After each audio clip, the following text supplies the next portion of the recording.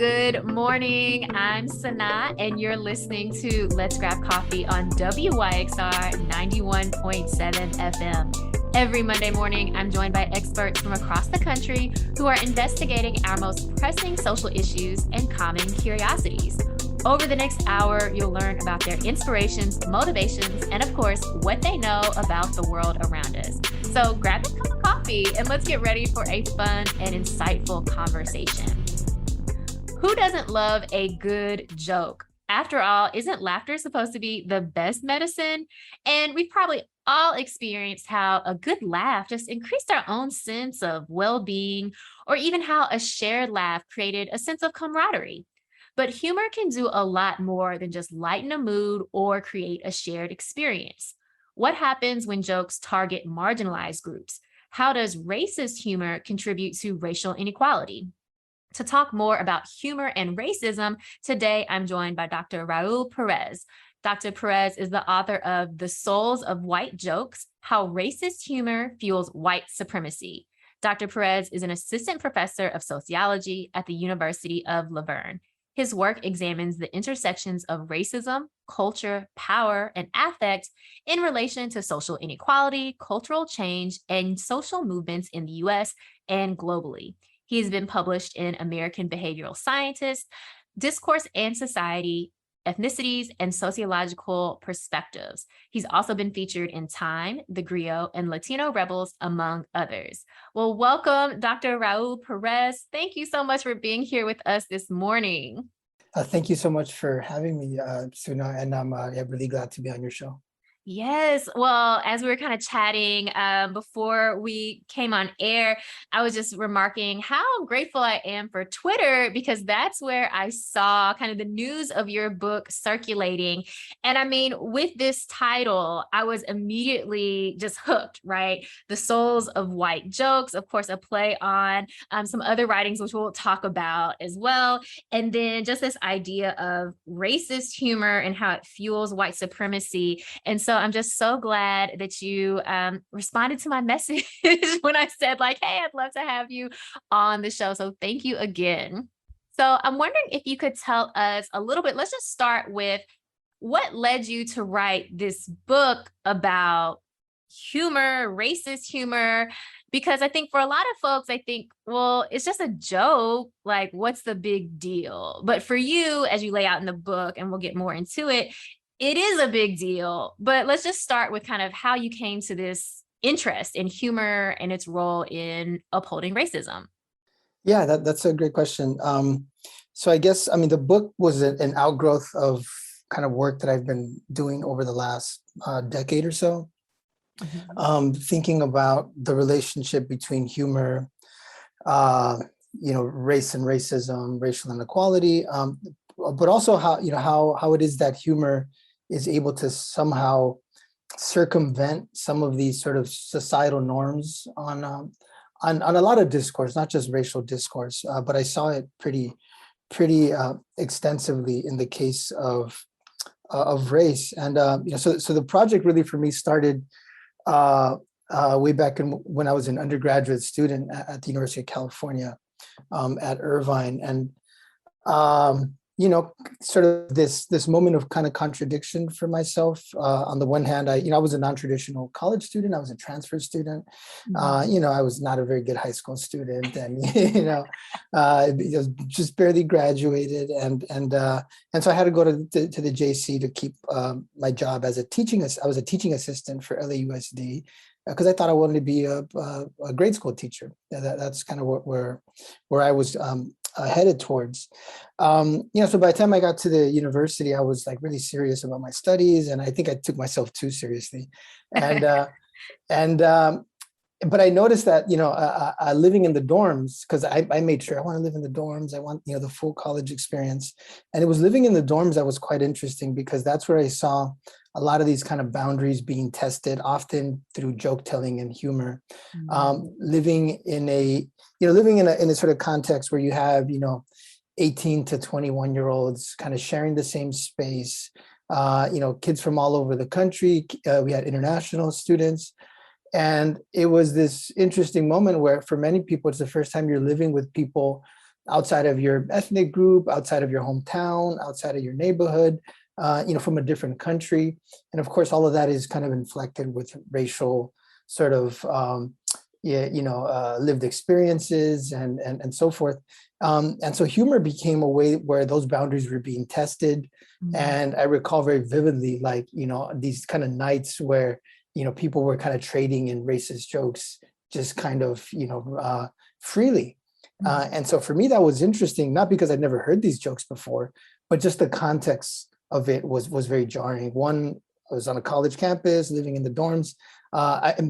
We lived in themed houses too. And the house I lived in, I had declared a sociology major, and I lived in the sociology house. And so for me, this was even more just kind of like, just kind of jarring.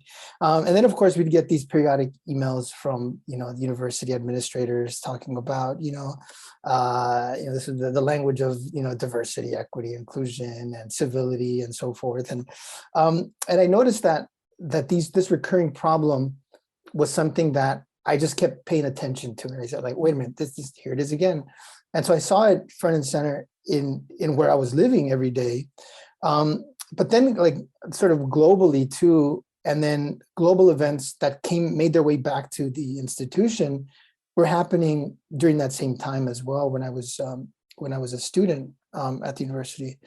And one of those was I don't know if other folks remember this, but it was the controversy with the depiction of the Prophet Muhammad in some Danish cartoons, a newspaper over in Denmark, which started to draw these cartoon illustrations of the Prophet Muhammad, depicting him as a terrorist, to comic effect in the way that they were depicted and drawn.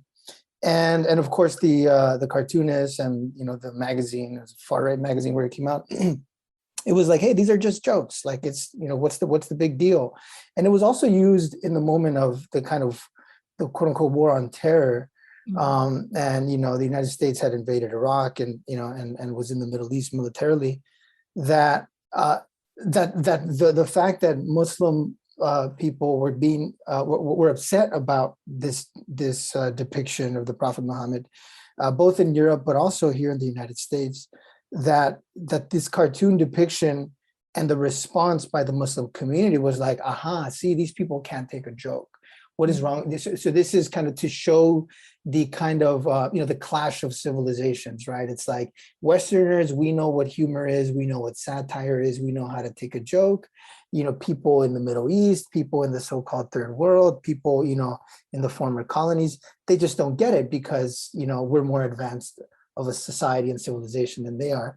And of course, this controversy made it back to the University of California, Irvine, because when I was an undergraduate student, and I think it might be still the case today, that we had one of the largest, if not the largest, Muslim student, not only population, but the Muslim student union on the campus. So these were students who were part of an organization, and part of the organization was to kind of educate the public about what it is like to be a Muslim student, the Muslim experience. And they would have political events and invite guest speakers on the campus about, global and local issues concerning their experience as Muslims. And so for me, that was another moment of like, aha, like saying like, wait a minute, there's this geopolitical issue now where, in this case, a joke or a cartoon is at the center of this controversy. And then it's made its way back here to the institution that I'm getting an education at.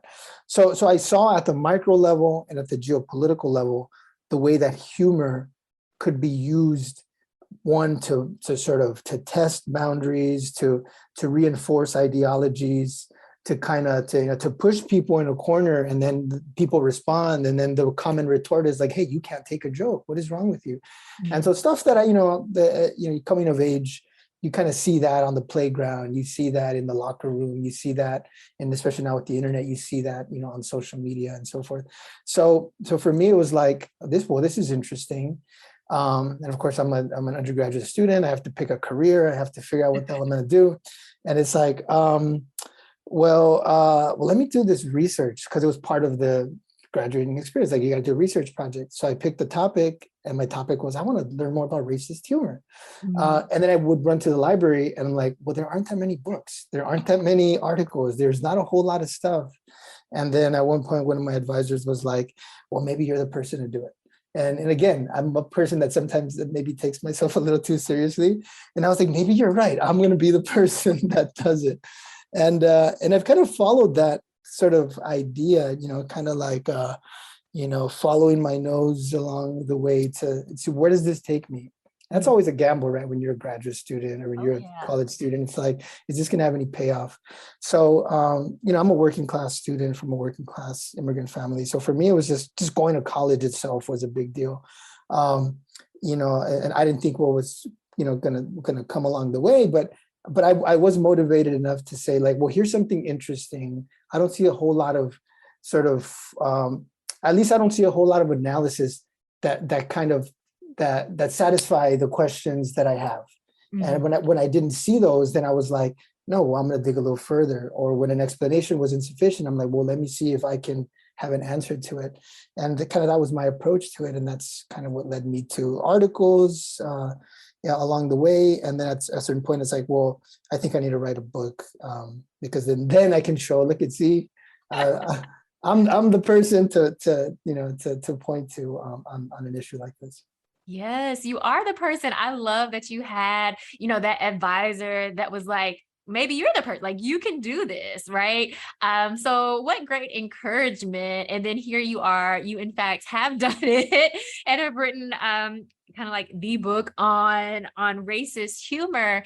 And what I really enjoyed about reading this book is kind of even just what you reflected on as you were giving us this kind of history of how you came to this question, which is that it's something that we're all exposed to, right? This racist humor, we might see it, even on TV.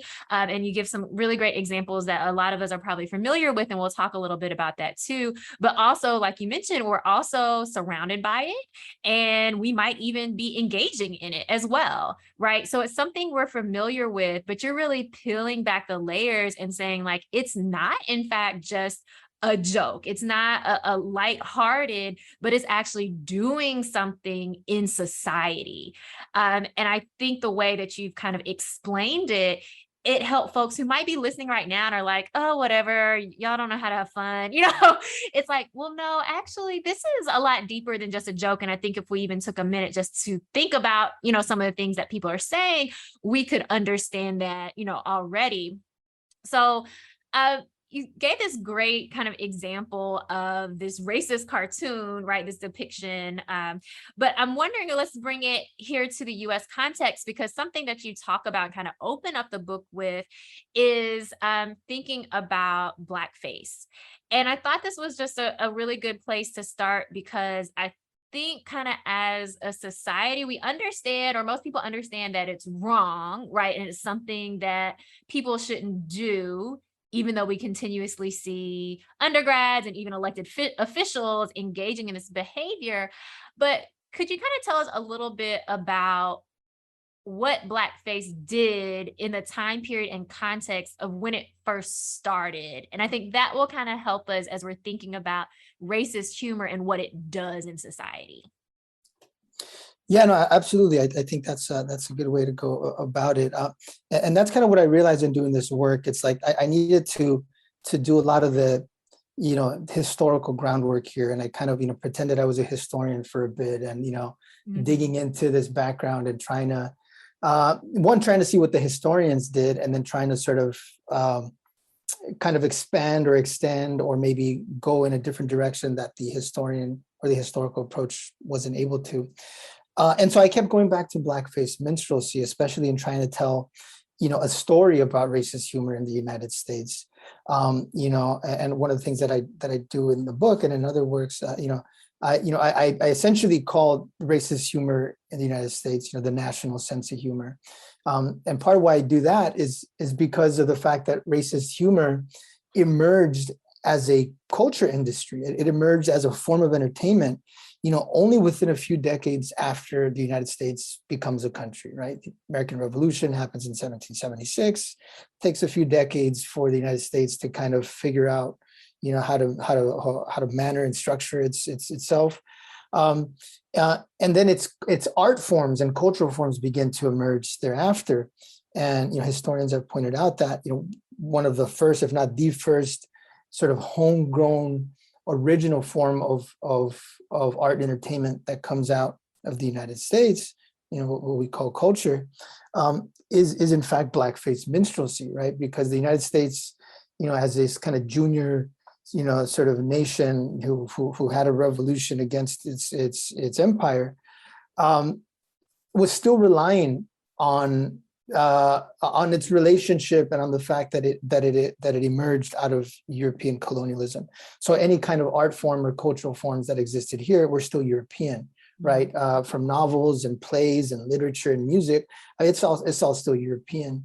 And so blackface, in a way, becomes a response to the kind of critique that the United States was not a unique culture or society because it had nothing unique to offer the world, right? It's like your operas are, Italian, your music, your plays are Shakespearean. So what is there uniquely American about your new society?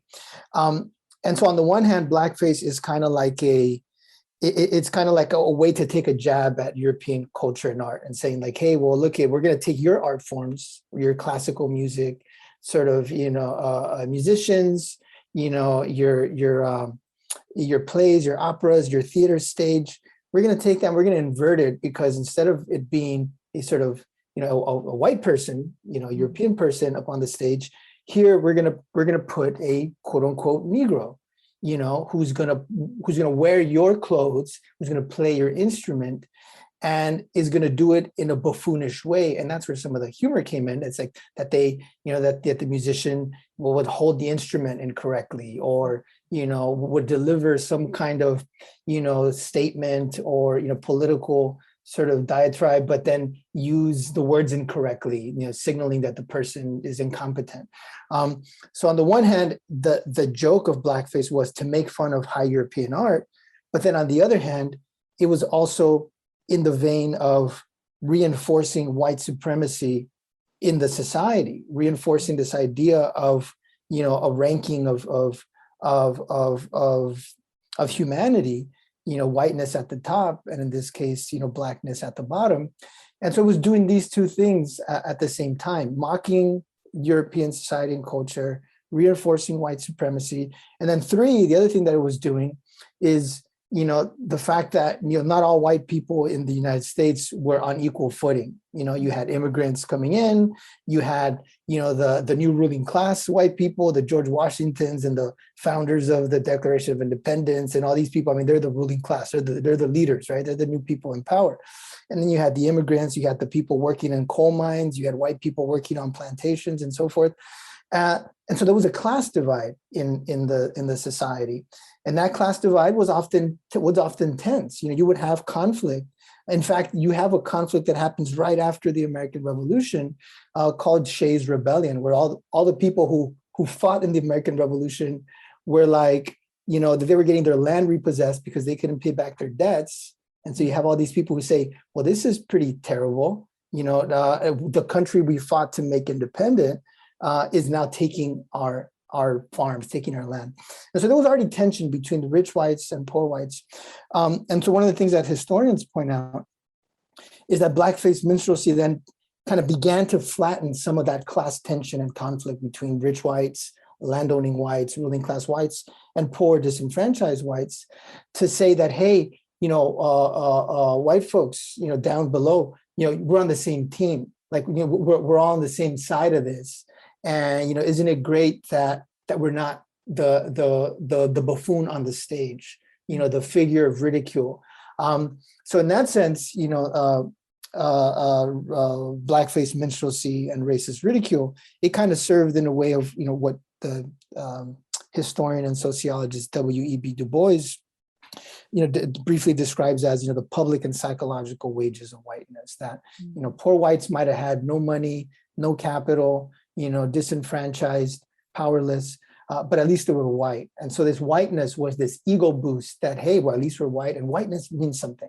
And of course, that was already being described by scientists and, and lawmakers and, the sort of the new founders of the society, and scientific thought and scientific racism. So this is beginning to develop, but most white folks are not reading 800-page book on theories of mankind, and in fact, most white people in that period didn't even know how to read. Most of them were illiterate. So, but the comic stage then serves as a pedagogical tool. It's teaching people to see race. It's teaching poor whites to see themselves as white. So you're not just Irish, you're not just German, you're not just XYZ, you're white. And so the ridicule of Black people is allowing them to see that. And it becomes very powerful in cementing this idea of whiteness. And so that whiteness comes at the expense of Black freedom, Black people being treated as people, right? They're just buffoons and they deserve to be on plantations. And that's the punchline basically of Blackface. Yes, thank you so much for giving us that kind of overview, because I think oftentimes we can understand maybe in this instance, Blackface as a type of racist humor when we're looking back at the past. But now when we're thinking contemporarily about humor and racism and how it's upholding a white power system, people might start to get a little uncomfortable conceding to the fact that humor can do all of this work.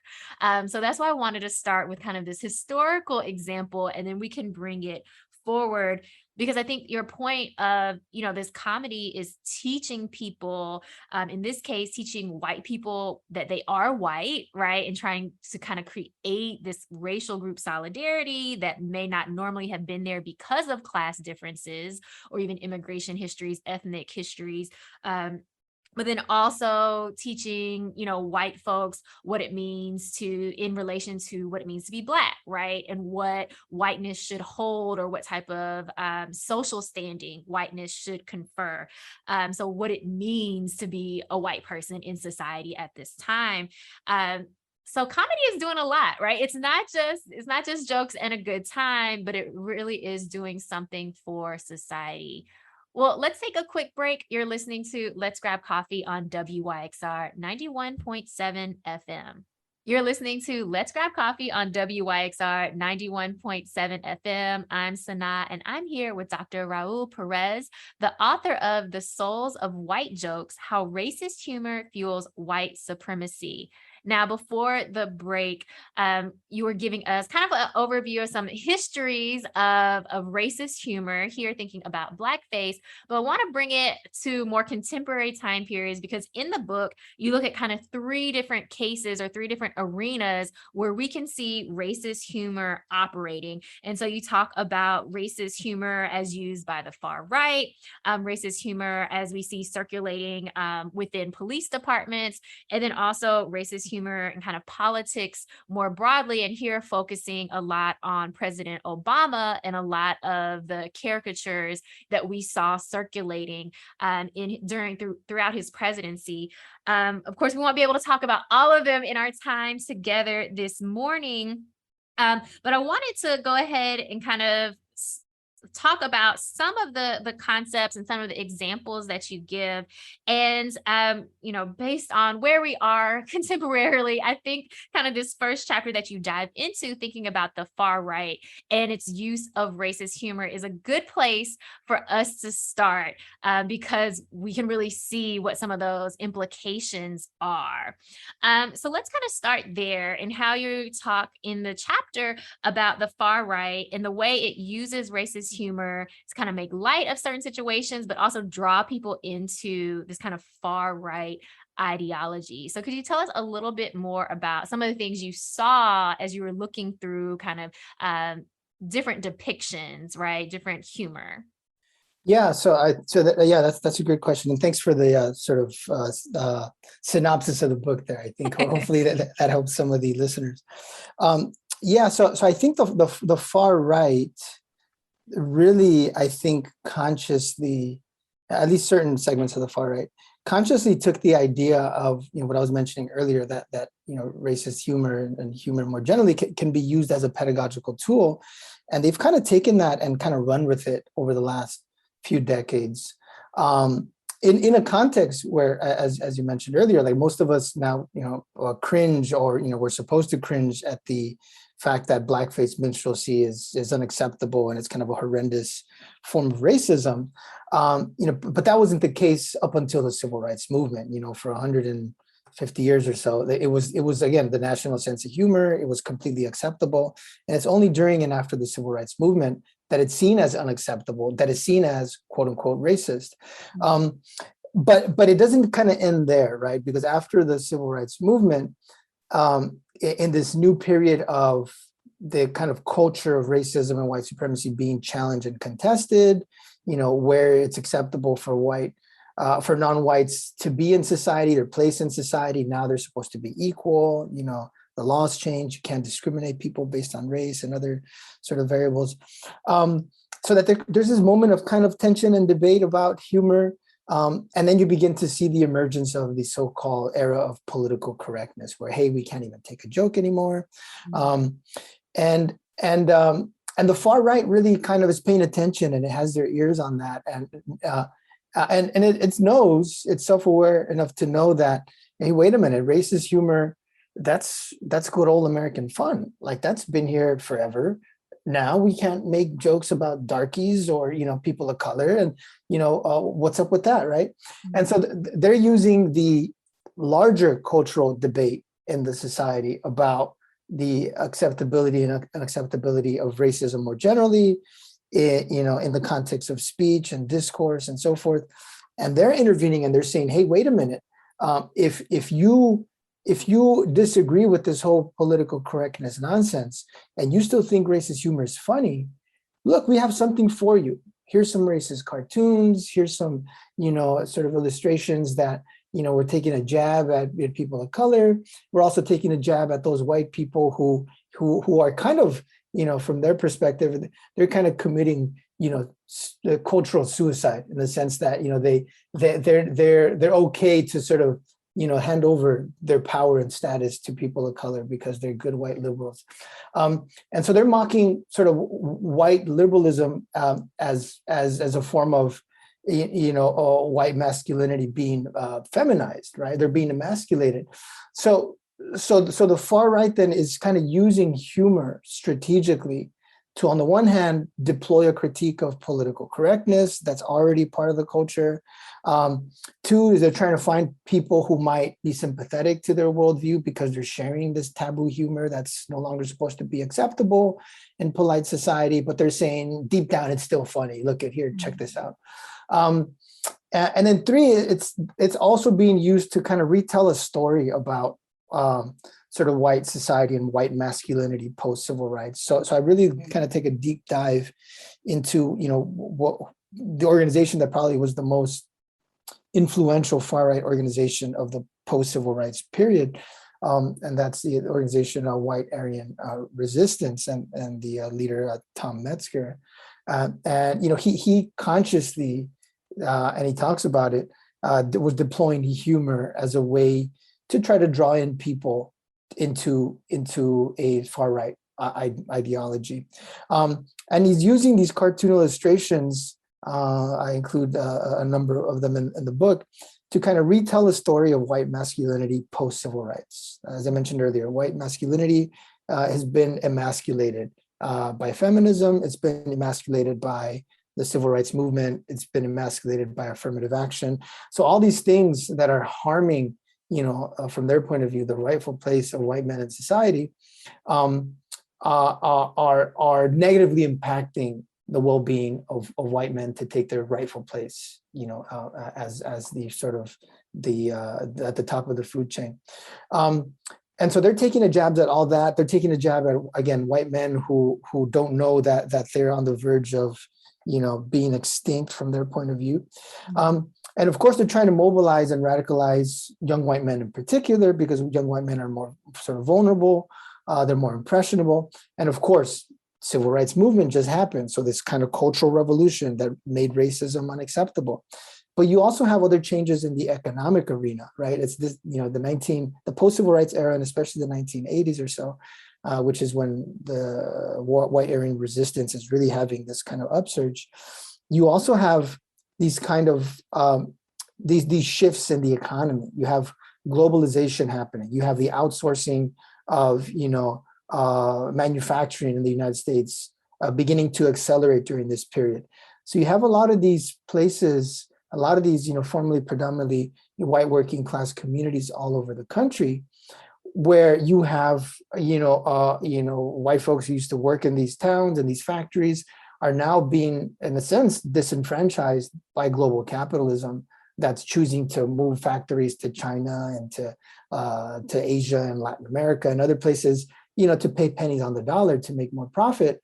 But of course, the way this is often sold is like, oh, well, the Chinese are taking your jobs, the immigrants are taking your jobs, people of color are taking your jobs. And the far right is playing into that. And of course, the real lived experience of white people in these communities that are being impoverished because of these changes in global capital, for the advantage of global capital, are kind of being left out in the wilderness, right? And so the far right is kind of predatory in that sense, and it's trying to find these people and bring them under their wing and say, hey, we have a story for you for why your life sucks, and the story that they're being told is a story of white supremacy, right? The story of white male supremacy.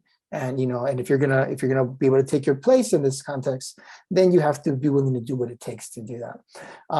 And so jokes and humor is not the only way that radicalization is happening, but it's, in a sense, it's an effective way because it's kind of a more kind of seemingly lower stakes way. Hey, it's just a joke, and then, but then of course there's always these sort of that common sense notion of, well, it's funny because it's true, right? And so that's already, again, part of the cultural reference point that the far right, is more than willing to sort of tap into and play into.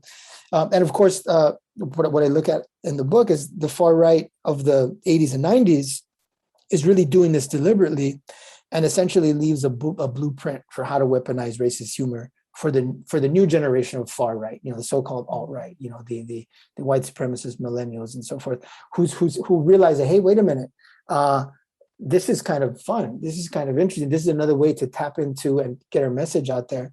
And what I find in the research is that oftentimes they're recirculating the very same images that the far right was using in these newspapers that were seen as just extreme, sort of way on the fringes kind of stuff. And now those images are like all over online spaces like 4chan and these other places that have become kind of the underbelly of the far right today. Mm-hmm.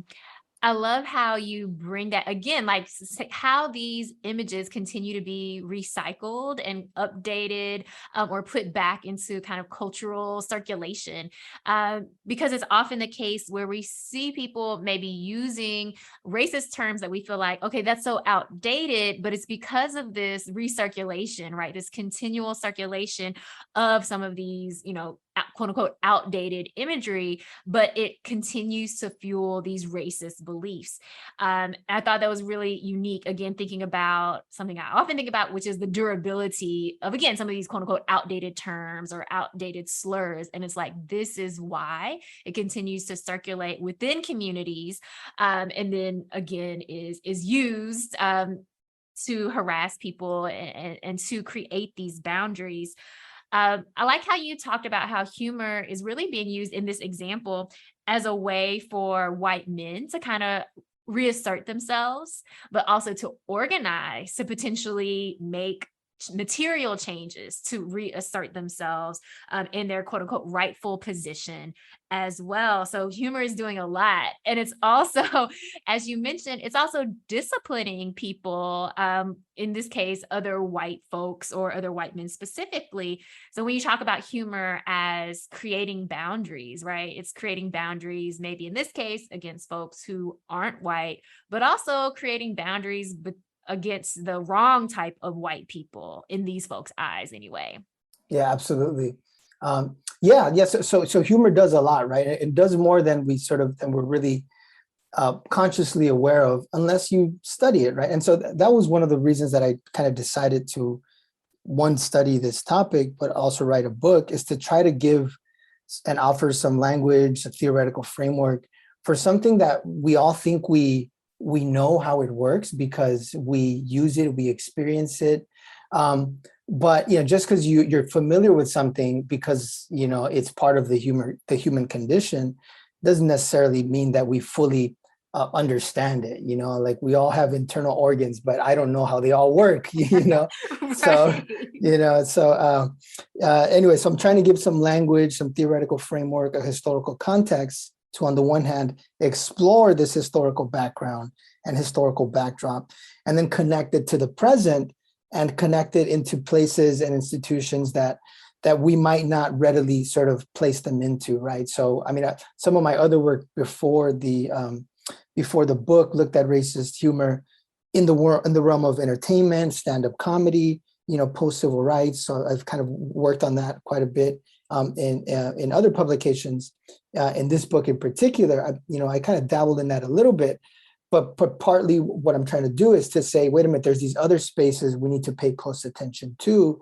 The world of comedy and entertainment has been one that it's kind of, in a sense, it's closer in proximity to seeing the linkage between racist humor and racist culture and blackface. And here I'm saying, yes, there's a connection there, but we can't leave it there. We can't just pretend that it's solely a problem within the realm of entertainment. And here, how does the far right use it? How do police officers use it? What does it do, again, like these boundaries you're mentioning, in the case of, a white society? In other institutions, it's playing similar kind of boundaries, right? So law enforcement is another case, or in the realm of politics as well. Mm-hmm. I thought the case of law enforcement was so important, especially, again, thinking about this contemporary moment where there is increased and sustained attention to police brutality and state-sanctioned murders by police, particularly of Black people.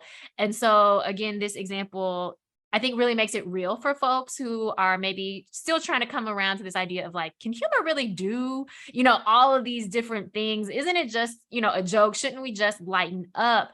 But in the examples that you gave in this chapter, I think it makes it concrete, again, what this type of humor is doing, particularly in an institution like policing that is supposed to be protecting everyone, but we see is not. Right.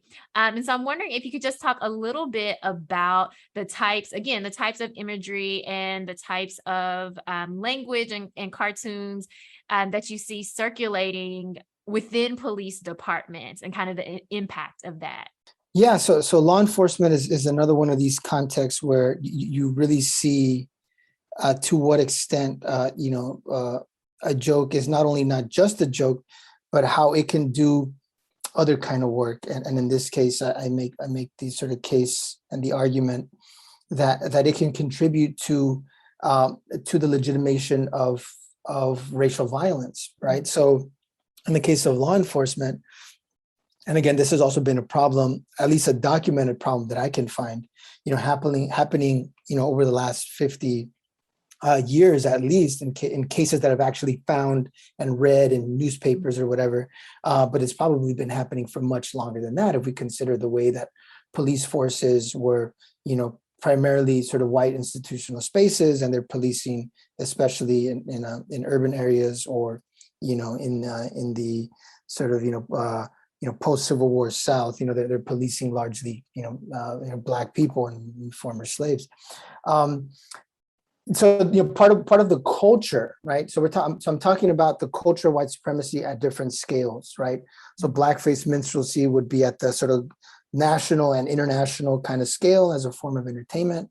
The far right is kind of a much more sort of micro scale. It's kind of as a political ideology that, again, it's also been expanding globally.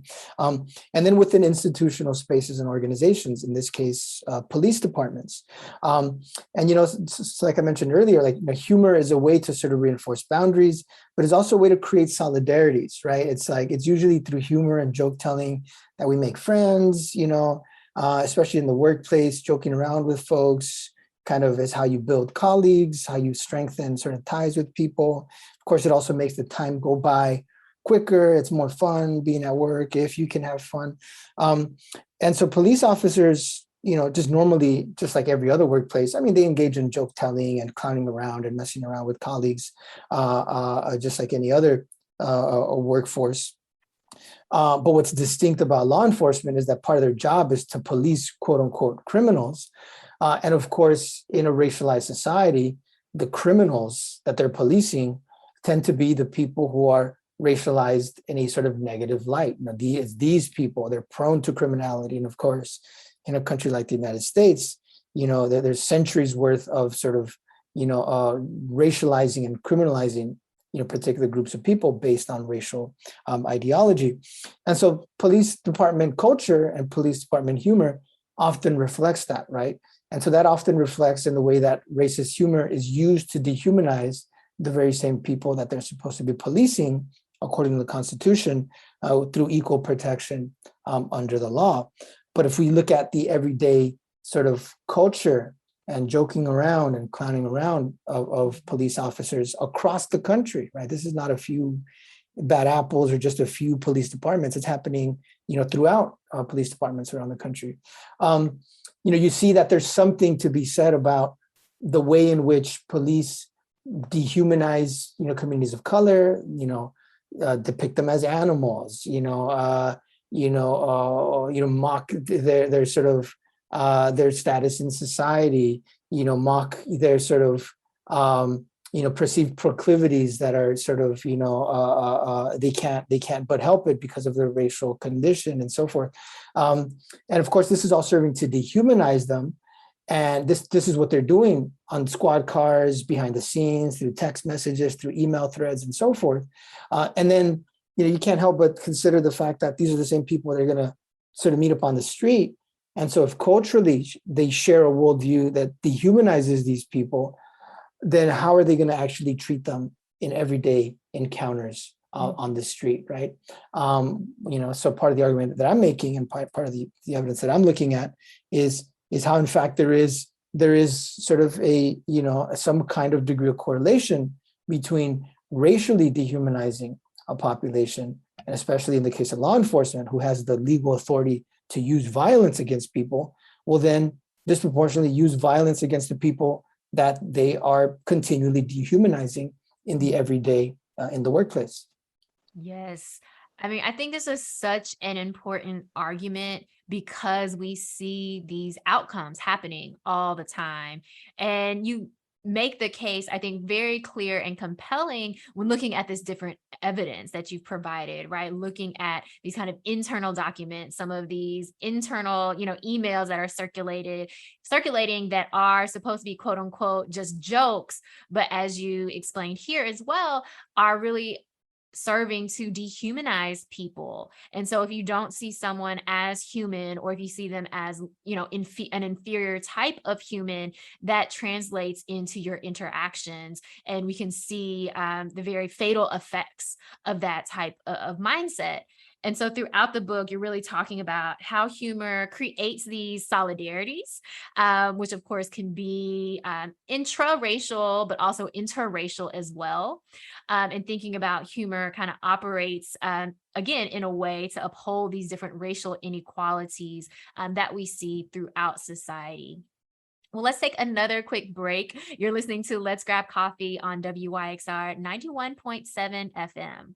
And we're back here on Let's Grab Coffee on WYXR 91.7 FM. I'm SunAh, and I'm here with Dr. Raúl Pérez, the author of The Souls of White Jokes: How Racist Humor Fuels White Supremacy. Well, before the break, you're kind of giving us a little bit of insight into some of the empirical chapters of the book. I wanted to kind of switch gears just a little bit and talk about this title of your book, because I think it's also relevant to the argument that you're making throughout the book as well. So The Souls of White Jokes. Tell us a little bit more about this title and kind of what you're kind of calling upon in making this the title of your book. Yeah, thanks for that. So yeah, it's a play for those that know of the work of sociologist and historian W.E.B. Du Bois. It's a play on some of his work. I mean, he's got two works that have a similar kind of title that I'm riffing on. One maybe more familiar is going to be his book, The Souls of Black Folk, which is a book that really kind of made Du Bois famous, in part because he's talking about the kind of emotional, social, psychological impact of racism and of living in a racist society upon Black people themselves. And so he has this term that sociologists in particular have really picked up on, this idea of double consciousness. He says this kind of experience of always kind of living in this kind of dual condition of, he says, of always looking at oneself through the eyes of others, of measuring one's soul by the tape of a world that looks on in amused contempt and pity. And so for me, kind of thinking about the theoretical sort of, some of the theoretical backdrop for the work I'm looking at, Du Bois became one of the scholars that I began to look at more closely. And then when I reread this particular phrase that, it's quoted in, endless sort of articles and books, and it's been talked about, this exact phrase, it's been talked about for over a century. This one particular phrase stood out to me, like, just it kind of hopped off of the screen when I was reading it. And that's the phrase amused contempt. So I've read this article, this section from his work, countless times. And when I was working on the book, I was like, wait a minute, like, here's a phrase that Du Bois is signaling to essentially to humor without really calling it humor, but what is amused contempt, right? And amused contempt, Du Bois doesn't define, but I kind of give it some definition based on, what I've kind of gathered from humor scholarship and other folks.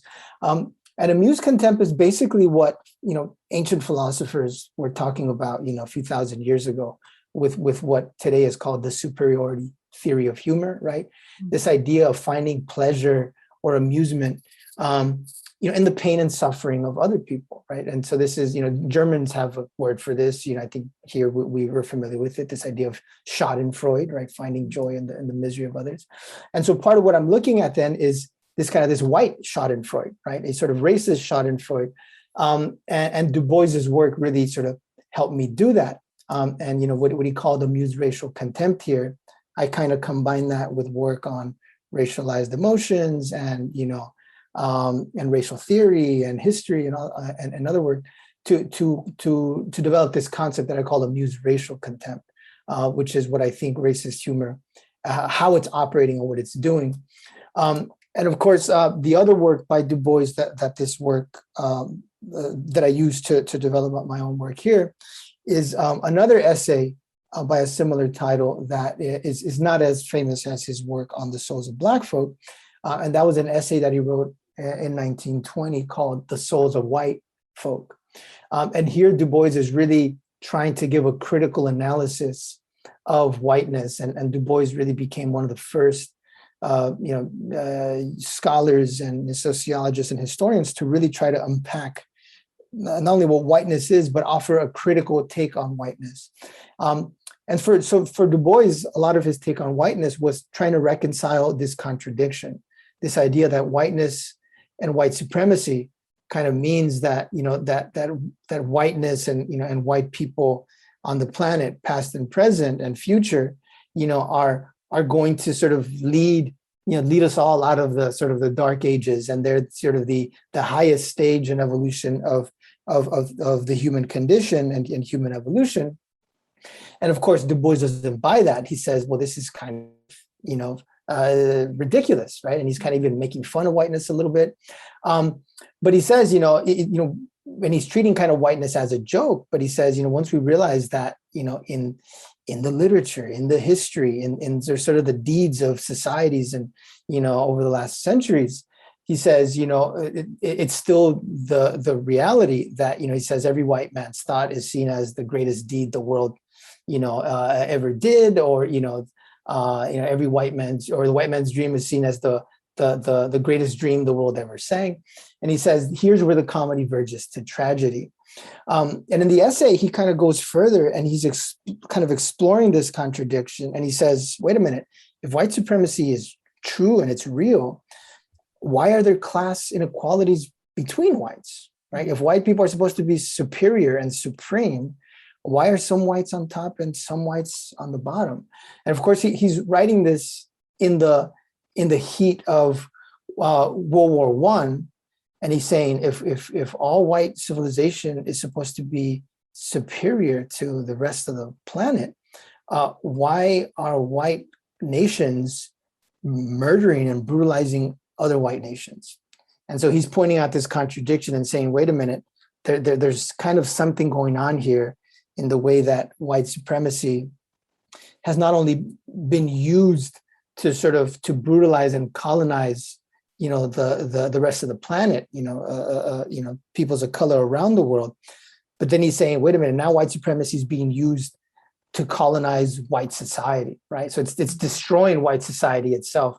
So in that sense, that's kind of where I'm drawing from here, and then applying that to thinking more specifically and directly about how racism, white racism, and in this case, the white sense of humor, how it's worked to kind of create this kind of toxic culture in the society. Again, going back to the legacy of blackface minstrelsy, and of course, the afterlife of blackface minstrelsy in the way that racist humor, again, is even today a sort of normal feature of many social institutions and organizations in the United States.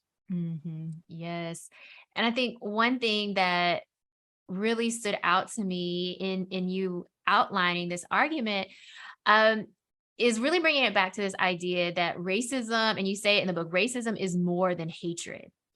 And I think even just like calling that out is so important, because it gives us, again, as you talked about, giving folks a language, but it gives us a language and a perspective to really expand what it is that we're talking about when we're even talking about racism, right?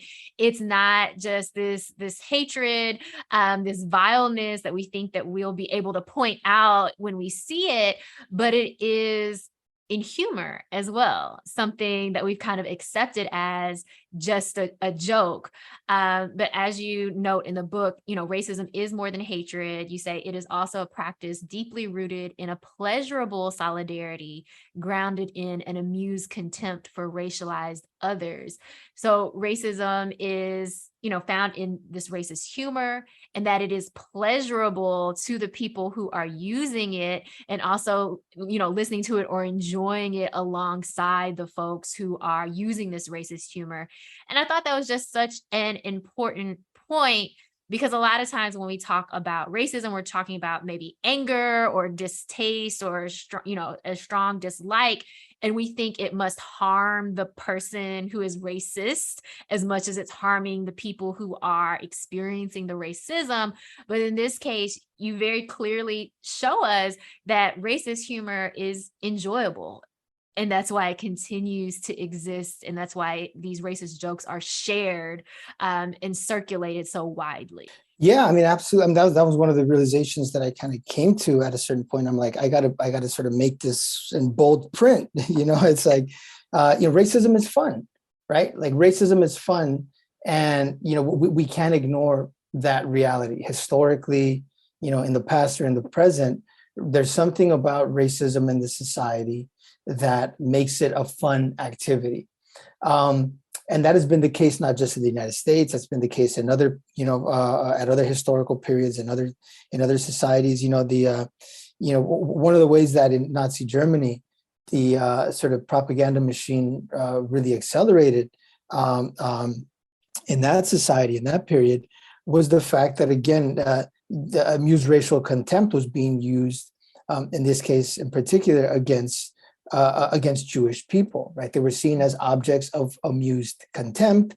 They were depicted graphically as animals, as vermin to be exterminated. And on the one hand, the story that is told about those kinds of depictions is that, these are just animated by hate, and this is hate-filled sort of propaganda and imagery. But you look at some of the photographs of Nazi German troops harassing, Jewish communities, Jewish people on the streets, and they're having fun doing it. You see, old Jewish men having their beards trimmed in public, by Nazi soldiers, and they're taking photographs, and everybody's having a fun time while they're doing it. Other pictures of, Jews being forced to scrub clean public streets, using toothbrushes on their hands and knees, and German troops in the background, find it hilarious. So there's something then about this amused racial contempt, this finding joy in the mistreatment, abuse, and misery of others that as you point out, kind of shows that, that social, oppression, exploitation, abuse, mistreatment, inequality is not just happening in this sort of, in this way that it's strictly motivated by this anger or this hatred for this group. And that's not to say that that's not also part of what's happening, but I think we tend to overemphasize that point and hear what I'm trying to say, like, no, wait a minute. If we look closely at our own history, we find that one of the ways that racism and white supremacy has been perpetuated and has been maintained and has served as a pedagogical function has not been primarily through hate. But look at it's fun. It's funny. We're socialized into accepting that it's fun and funny, and that can be even when people of color are the ones reinforcing the racial tropes and the racial stereotypes, because the reality of blackface minstrelsy and comedy and other forms of racist joke telling is that it's not always exclusively 100% of the time only white folks that are engaging in this humor. It can be people of color doing that too. It can be officers of color who are engaging in this kind of humor, comedians of color, and so forth.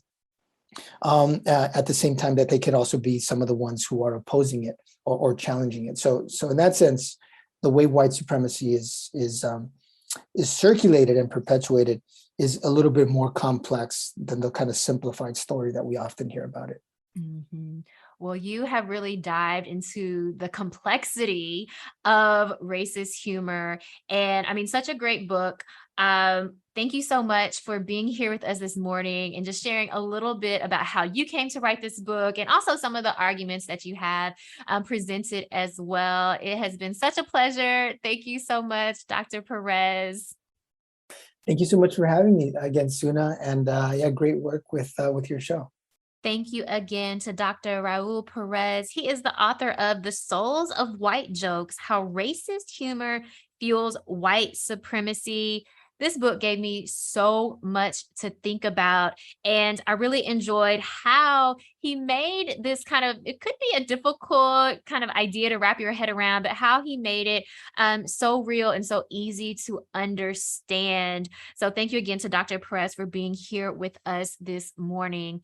Well, today's positive note is this reminder: in a world where you can be anything, be kind. Well, you've been listening to Let's Grab Coffee on WYXR 91.7 FM. I'm SunAh. I'm here every Monday morning. I hope you will come back and hang out with me next Monday morning. And if you missed some of today's show, or if you just need to listen again, do not worry.